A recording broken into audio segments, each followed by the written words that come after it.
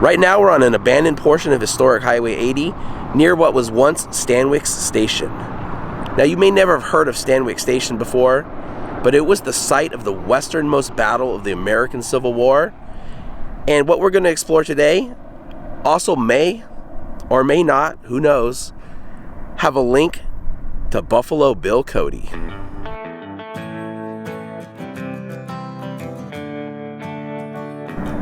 We are about 80 miles east of Yuma, Arizona, standing on the foundation of what was once a gas station and store near Stanwix Station.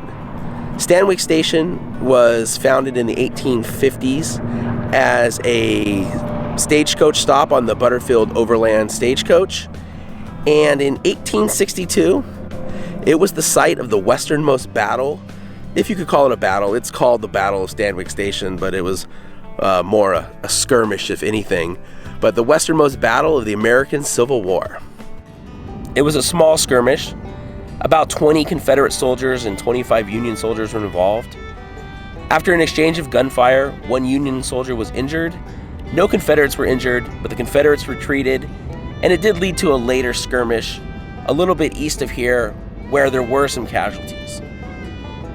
But because of this battle, this is the westernmost battle of the American Civil War.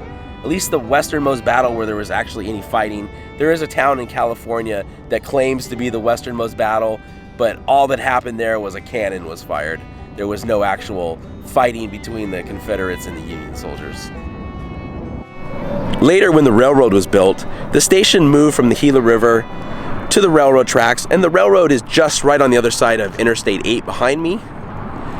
And I saw a newspaper from 1879 that said it cost $8.50 to go from Yuma, Arizona to Stanwix Station. Now, $8.50 actually seems like quite a bit of money in 1879. I don't know what that is in today's dollars, but it does seem like quite a bit of money in 1879, especially because I don't know why anyone would have come here in 1879. I mean, there really wasn't much here, but that's what it cost in 1879. Let's take a look around the gas station property here, and then we're going to head a little bit further down the road and explore an abandoned building that may have a link to Buffalo Bill Cody.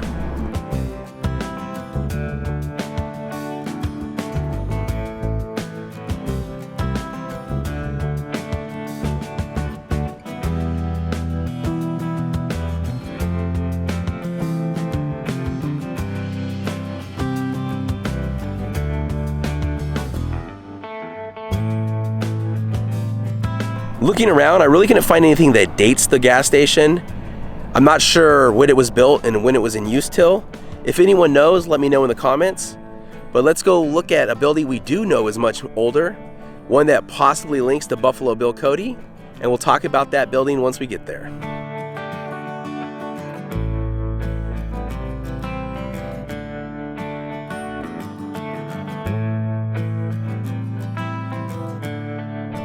Nate Salsbury was the principal owner and business manager for Buffalo Bill's Wild West Show. And he owned a ranch in the area, and according to local legend, that building behind me is that ranch. And supposedly, Buffalo Bill even stayed there and wrote his name on the wall. So let's go take a look around.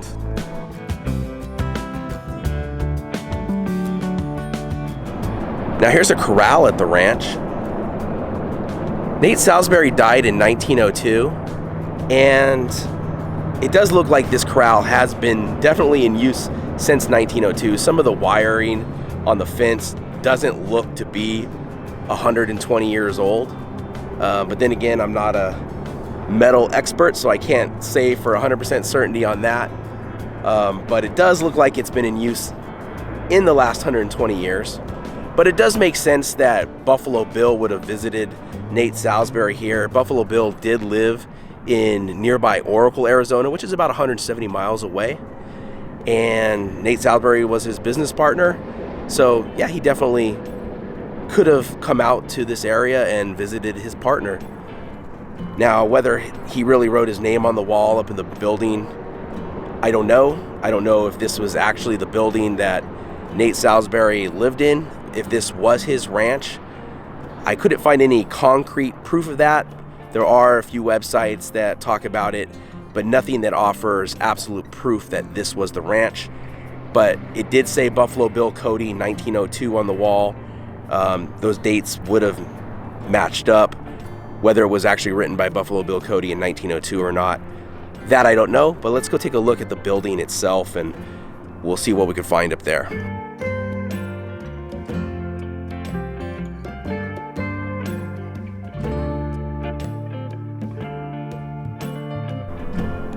So here we are at the ranch house. As you can see from some of the rock work, it does look pretty old, but then some parts of the building don't really look that old. So I do believe it was used in the last 120 years. Whether it's actually a building from the 1800s or not, I don't know. There's no way to verify for sure that it was Nate Salsbury's ranch house, but there is a lot of speculation that this was the ranch house. Now, looking around, I was not able to find Buffalo Bill Cody's name scratched on the wall anywhere. Looks like a few of the walls have fallen down. The picture I saw, which I'll link to it in the description, is from about 10 years ago. So it's possible one of those walls have fallen in that time. Now, for some reason, there are a lot of animal bones around here. I'm not sure what's going on at the ranch house, but there are just bones everywhere. And of course, a lot of graffiti. Anytime there's a place out in the desert like this, there's always going to be vandalism. But yeah, here is the ranch house that possibly, maybe, could have had Buffalo Bill Cody in it at one point. Check out the stone pathway from the entrance, how they use different rocks for it. Here you can see some of the wall that has fallen down. If you'll notice, most of the base of the wall is made with lava rock.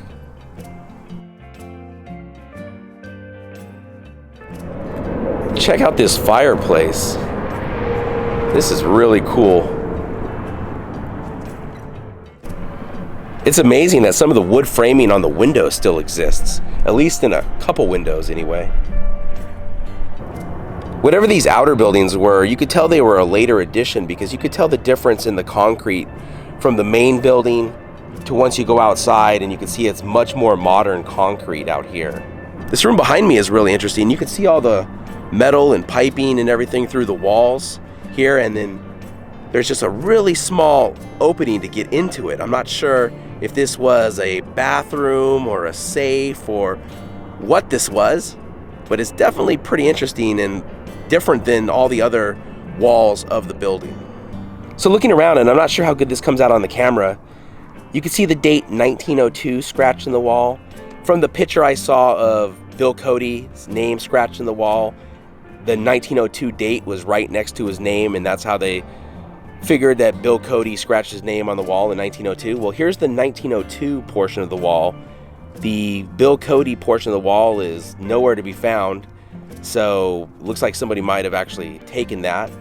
But here's the 1902 portion of the wall. That's the only date that I could find anywhere around here, and there's no way of knowing for sure that that was scratched into the wall in 1902. Someone could have wrote that in 2002 for all we really know, but this is part of the basis of thinking that this was Mr. Salsbury's house and that Bill Cody was here. Now, 1902 was the year Nate Salsbury died, so it's entirely possible Bill Cody would have been here in 1902.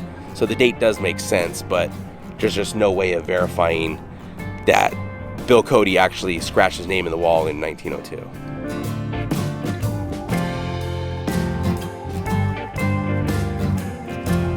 So if you're wondering about Stanwix Station, the train station, unfortunately there's none of it left. It's not like Sentinel, Arizona, which is a little bit east of here, where you can still find some of the walls from the train station. There's nothing left of the Stanwix Station.